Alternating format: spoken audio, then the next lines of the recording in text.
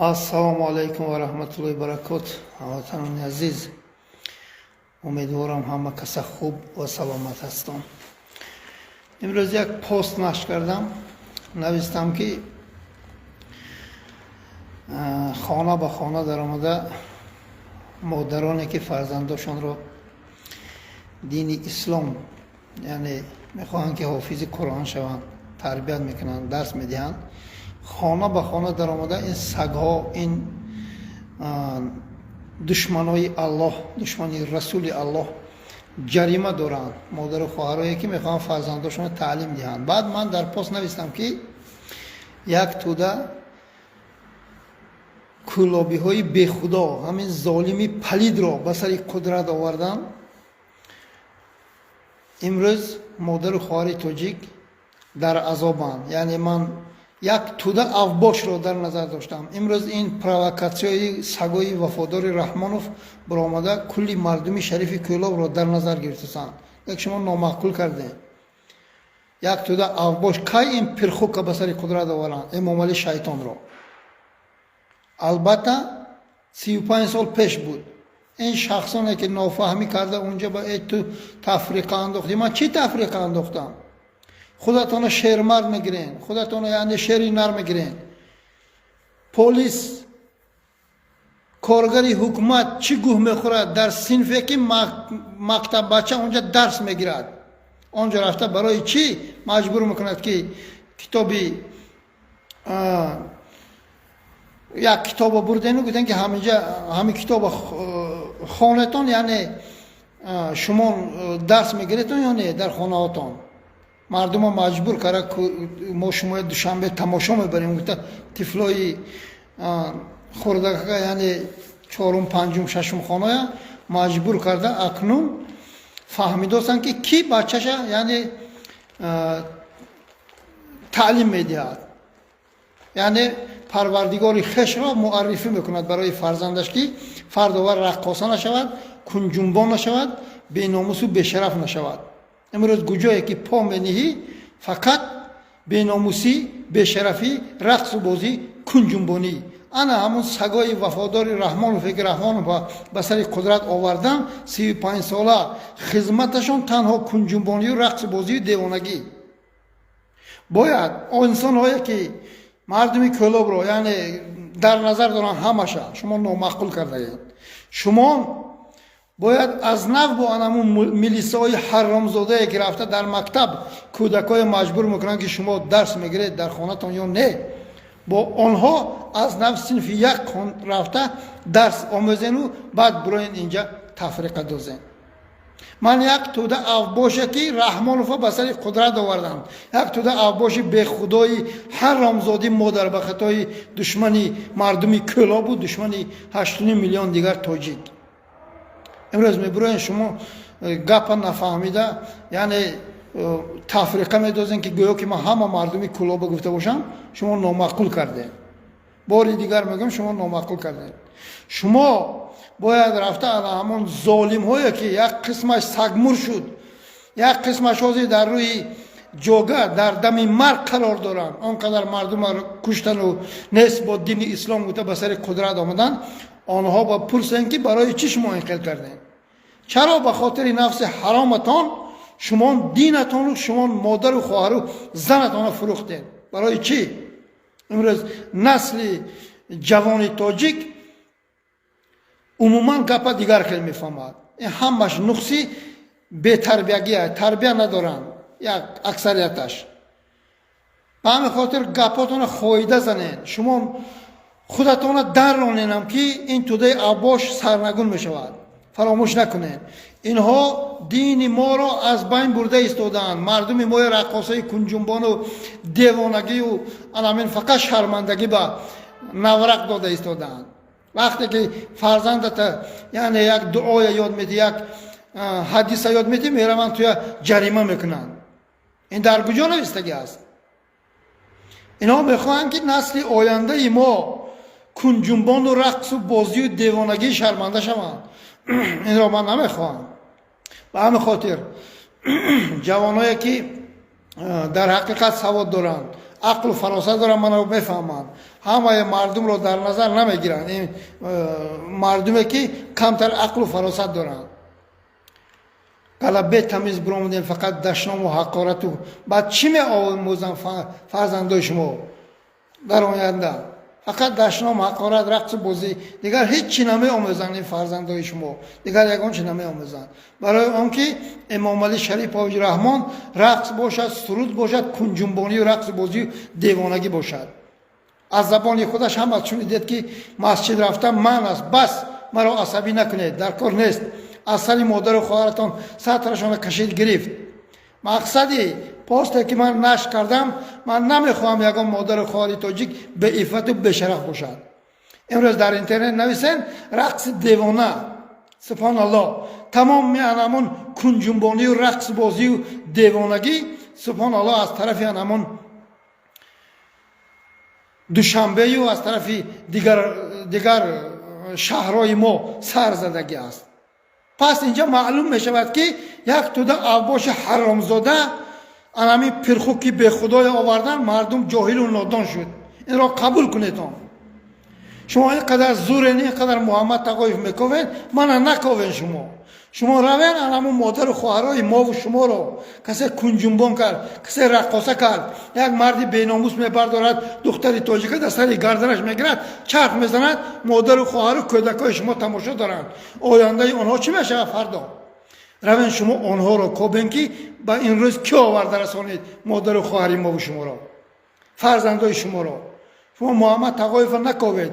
اگر محمد تقایف به خاطر گپ حق و به خاطر مادر و خواهر و دختر شما حفظ کردن و با عفت کردنش از دست شما کشته شود، من یگان پروا ندارم.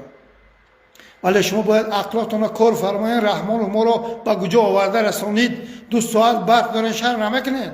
بسیارش می نویسد سال 92 93 میخواهیم. بله، از 92 93 بعد میکنیم این اولاد را. سال 92 93 ما 24 ساعت برق داشتیم، حاضر 2 ساعت برق دارین، ناشرمیده گم میزنین.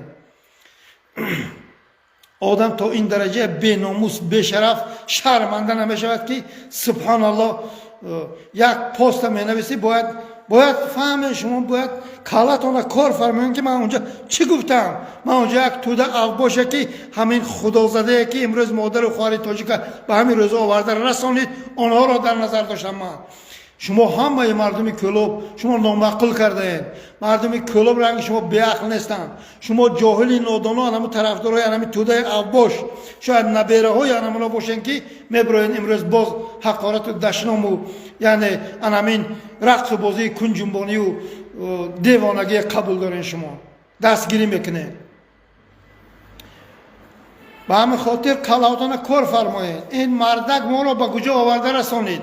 10 ساله ها هم آب روی کلابت میریزد، هم آب روی خوجندت میریزد، هم آب روی دوشنبگت میریزد، هم آب روی فرخارت میریزد. اینها پرره نسل ما رو فاحشه میکنند. این را فراموش نکنید. این خیلی ادامه دادن گیرد. رفته زده خانی مردم در آمده مردم را جریمه میکنند که یعنی بچه تو حافظ قرآن نشود، یعنی بچه تو نمازخوان نشود. پس نقشه این توده اوباش چیست؟ پس نقشه اینها رقص بازی کنجنبانی نرکمان کردن. بسیاری جوانای کلوب نرکمان کردن. روین شما از این حرامزاده طلب کنین که چرا جوانمردای کلوب تو نرکمان کردی و آشکار نارکوتیک میفروشی گوتا. روین ویا به شما مراجعت کنین. شما پاستی محمد تقایف با رو هفتاده نشوین و کلی مردمی کلوب داخل نکنین اونجا با. شما به شرفایی که سبحان الله نانی خوردن اخیلا ندارید، میبروید فقط دشنام، حقارت. این چه نشون میدهد؟ در طول 35 سال رحمان فقط دشنام و حقارت یاد داد برای شما. ما هم میتونیم دشنام داد، نه که لیچکه هاتون با کنکریت نی دشنام های میگریتن شما. سبحان الله اینقدر جاهل شدین، اینقدر نادان شدین، اینقدر بی ناموس و بی شرف شدین به خاطر نفستون که یک آدم ببروید خبر میرساند که همین توده اوباش ما رو ای مردم بدین کردوسند، ما رو عذاب دادوسند، پدر و مادر و برادرای شما در بدر خاک بسر کردوسند. سبحان الله. فقط تنها مادر و خواهر و کودکای طفلای مایده شما یعنی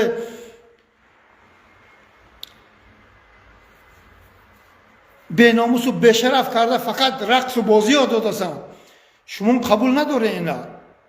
شما اینا قبول نداره. من نمیدونم شما چقدر انسانین. فردا شما فرزندتون فاحشه کردنی هستین. نعوذ بالله شما همین توده اواش پشتیبانی میکنین. تا کی ما خیلی خاموش هستیم؟ تا کی سبحان الله؟ تا کی ما در بدر و خاک بشر شویم؟ باز 15 دولت دیگر که گپ زده است که باید ما یعنی غلامی در بدری نفرت کنیم با اون دولت ها گپ زنیم که جای کار پیدا کنن. پس شما را در بدر کرده مادر و خواهر شما به عفت و به ناموس و فاحشه کردن. یعنی اینا در طول 35 سال یک تکی زواد میساخت آدمی بننگ ناموس 35 زواد بود. دو تکی زواد میساخت 70 زواد بود. 5 تکی زواد میساخت 2 میلیون تاجیک 4 میلیون تاجیک در بدر خاک بسر نبود. 2 میلیونش در روسیه امروز عذاب سگ دارد. 1 میلیونش در قزاقستان، 1 میلیونش در اروپا. سبحان الله. دیگر دولت ها چی باش مهاجرت نمیروند؟ چرا در بدر خاک بسر نمیشوند؟ روانم صاحب دارن، از مردمشون پول کار نمیکنن. امروز یک وقت رشدی نراد نمیگیری میروی اونا با پول میدهی و کنسول برای چیست؟ سفارت تاجیکستان برای پول کار کردن، برای مردمش ظلم کردن. پس حقیقت برای شما نمیفارد. من با آشکار همت آدمای فکن برای این رو پرو گپ زنین گوین که ما حقیقت قبول نداریم. ما همون سگایی که این حرام آوردن نسبت با دین اسلام گفته آوردن، ما همین را میخواهیم. ما با خدای رسول نعوذ بالله در کار نیست گوییم و ما شما با کاردار نشویم. اینقدر جاهل و نادان نشویم. الله ما را برای این خیلی کیف و صفای بیهوده‌ای و رقص و بازی کنجنبانی و دیوانگی نافریده است. الله ما با عقل داد که باید تو مردمت رو اگر تو پرزیدنت شدی سرشته کنی. مردمت در بدر و خاک بسر است. حالا درباره اون قابل جان اون اصلاوی خر لاوش برآمده چی گفت؟ این گپا کلا دروغ است. اینا عموما نه طفل تاجیک را پشتیبانی میکنن، نه مادر و خواهر تاجیک را پشتیبانی میکنن، نه مهاجر تاجیک را پشتیبانی میکنن. نه که میلیارد دلار اینا رو میگیرن، بازاری گرم خودشون میچرخونن. آنها در بدر و خاک بسر میخواهند مادر و خواهر مهاجرای فاحشه کنند. نه که هستند جوان مردا شما حرامزاده های روزی ساعتش آمدگی است صدقه. کوزتان میمونه ما شما از دین ما نیستین، شما از ملت ما نیستین، شما از فرهنگ ما نیستین. شما حرامزاده های ما در بخطا. شما دشمنی ملت تاجیک هستین. یک توده اوباش حرامزاده من نمیدونم از کدام قبرستان پیدا شده آمدین این ملت رو به همین روزا آورده رسانیدین با سرداری امام علی شیطانی کافری مطلق. با امروز صورتای سطرای زنش و دخترش و همون حج رفتگش براوره خوی لسانش نشکر داشتن که بهترین پرزیدنت است، بهترین یعنی پیشوای ملت است. خانه خدا رفتند و برگشتند، باز همون پیشینه خر گشتند، آمدن کناشون رو لوچ کردند. امروز میخوان مادر و خواهر تاجیکا از سرش رومالش رو گیرن فاحشه کنن رنگ خودشون. این را ما نمیخواهیم. ما این را نمیخواهیم که مادر و خواهر تاجیک به عفت باشد. این فاحشه ها را باید ما سرنگون سازیم. این اولاد آبروی ملت تاجیک را ریزان، آبروی بزرگای ما را ریزاندن. اینها این جاهای بزرگای ما چقدر جاهای یعنی در تاریخ باقی میموند، اینا چاپا کردن و فاحشه خانه باز کردن. این چرا این نقشه اینا چیست؟ جوان مردای تاجیک غلامی باز با 15 کشور صحبت دارد و آنها را میخواهد غلام و دربدر کند. مادر و خواهر آنها را اون فاحشه خانه‌ای که راست کردن بردن و برن اونجا یعنی به عفت و به شرف کنند. از دسته همین حرامی پرخوک رحمانوف 12,000 طلاق شده است در سال 2025. این در کجا نوشتگی است؟ تمام آدمایی که غریبی رفتگیان آنها طلاق کردگیان زناشون با تلفن. شما میبرین ناشرمیده جاهل و نادانا گپ نفهمیده در شما حقارت میکنه. اگر همون پست نادرست فهمیده که مرحمت همین لیچکا گپ زنه من فهمانم و چی معنی دارد؟ اگر اینقدر به عقل و جاهل و نادان باشی مرحمت زنگ زن من فهمانم تا بهوده همه مردمی کلوب تفریقه انداخته خودتون قبول نکنین. من گفتم یک توده کلوبی های به خدا همه پرخوک بستری قدرت دارن 35 سال پیش. حاضر انسانایی که کامنتاری و دشنام حقارت دارن شما اون وقت 1 ساله 2 ساله 3 ساله بودین شاید 10 ساله بودین شما نبودین. آن همون سگای وفاداری که امروز یک قسمش در روی جاگه هستن عذاب سگ کشیده هستند برای اینکه بر ضد دین الله و رسول الله و بر ضد دین مردمشان برآمدند. امروز عذاب سگ را کشیده ایستادند. همون گنرال و پروکورورایی که در وقتی همین پرخر را آورده این مردم رو یعنی نسبت با دین اسلام بوده به سر قدرت آورده بودن. انا همون جاهل و نادان ها را من در نظر داشتم. انا همون قاتل های تروریستی تاجیکشای من در نظر داشتم. امروز میبروین شما یک جای نفهمیده سبحان الله همه جزیر میکنه. شما تفریقگر و شما جنگ اندازین. خانه به خانه گشتین کو مکتب گشتین که سگوی رحمانوف در جایی که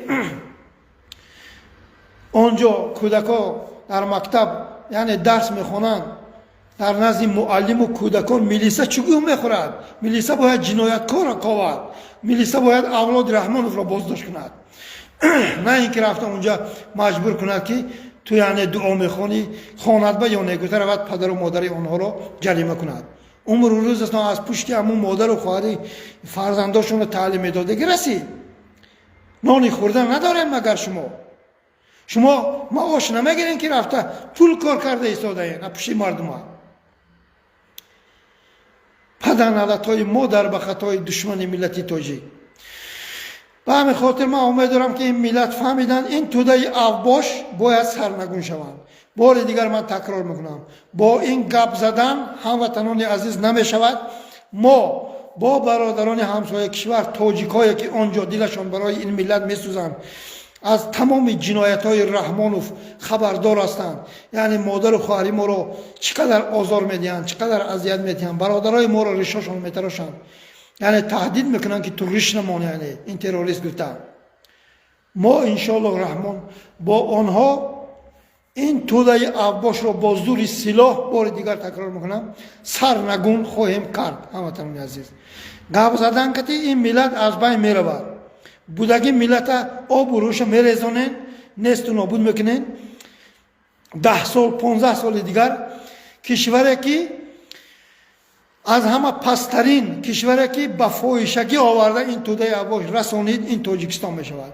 اگر دروغ گویم اگر مرا نیست کردن بعد سرم گویم که هم مردک همین گپا را گفته بود. این کار اینا که ما یک قدم پیش نمیریم در طول 35 سال با رقص و بازی کنجنبانی چند قدم پیش رفتیم ما یک قدم پیش نرفتیم. فقط ما به قفا زدیم.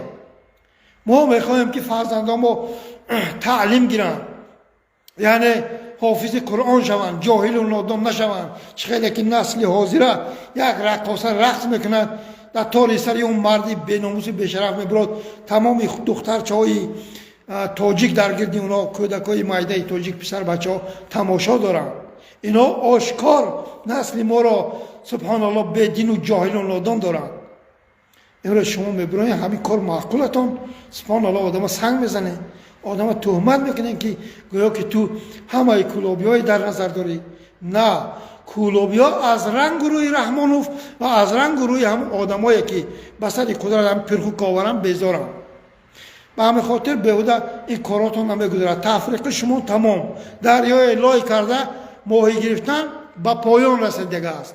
این توده اوباش با زور سلاح حتما کوز مانده میشوند. اینا به خون آمدن به خون میروند.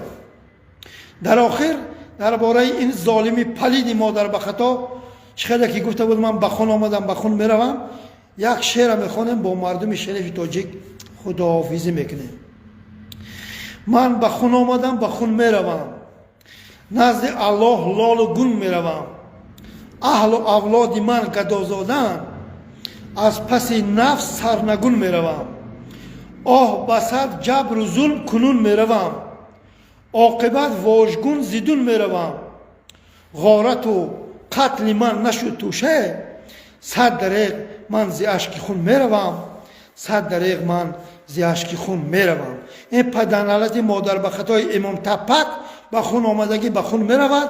انشالله الرحمن با زور سلاح این ظالمی پلید با اولاد دزد و غارتگرش با 400 مغول و منقیده که این مادر و خواهر تاجیک را به عفت و به شرف و شوهراشان را یعنی در بدر خاک بسر کرده ایستادند، اینا از بین میروند و سرنگون خواهند شد. دیگر با گفتن این حرامزاده ها هیچ جا نمیروند. من امید دارم که این ملت مرا فهمیدن. با دیگر راه ها اگر خواهیم که مردم ما خلاص کنیم مرحمت در لیچکه من نویسین. من تنها با زور سلاح را قبول دارم، دیگر یگان خیل دعوت را من قبول ندارم. السلام علیکم و رحمت الله و برکاته.